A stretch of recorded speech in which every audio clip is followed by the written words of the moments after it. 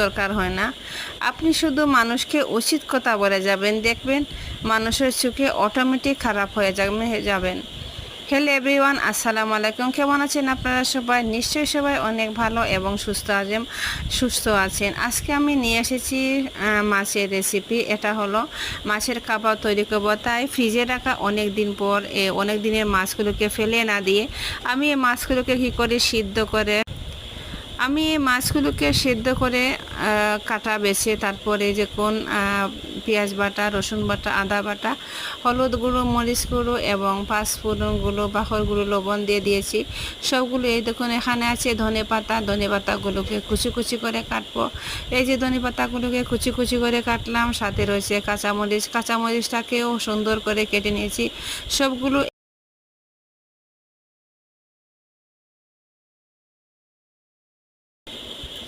সবগুলোকে একসাথে যাতে করে সুন্দর করে একসাথে সবগুলো মাখা হয়ে যায়, তাই ভালো করে সবগুলো একসাথে মেখে নিচ্ছি।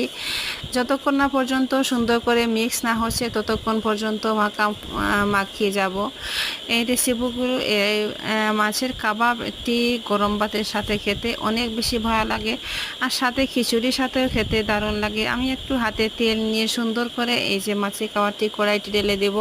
গোল গোল করে কেউ কেউ ছোটা করে নিতে পারেন। আমি গুলগুল করে দিয়ে দিচ্ছি মাছের কাবাব। এই দেখুন কড়াইতে তেল গরম হয়ে গিয়েছে। এখন একটি একটি করে সবগুলো প্রায় এখানে 8টার মতো দিয়ে দিয়েছি মাছের কাবাব। চ্যাপটা করে দিয়ে দিয়েছি যাতে করে ভিতরটা ভালো করে হয়ে যায়, উপরেরটা বাকি রয়েছে, তাই আমি উল্টে দিয়েছি। এখন এরকম সুন্দর করে লাল করে ভেজে নিলে অনেক বেশি মজা লাগে, আর মচমচা করে ভাজলে তো দারুণ নেই। সাথে যদি একটু ডিম দেওয়া যায় তাহলে আরেক বেশি মজা লাগে। এই যে আমার মাছের কাবাবটি অর্ধেক হয়ে গিয়েছে, এটা আমি এগুলো কড়াই থেকে তুলে নিয়েছি। এখন আবার আমি অনেকগুলো রয়ে গিয়েছে, তাই আমি আরও 8টি করে এখানে দিয়ে দিয়েছি। সুন্দর করে কাবাবগুলো তুলে নিচ্ছি। সুন্দর করে ভাজা হয়ে গিয়েছে। এরকম কাবাব খেতে কার কার ভালো লাগে অবশ্যই কমেন্টসে জানাবেন। আমার তো দারুণ লাগে, আপনাদের কেমন লাগে? আর যারা ফ্রিজে রাখা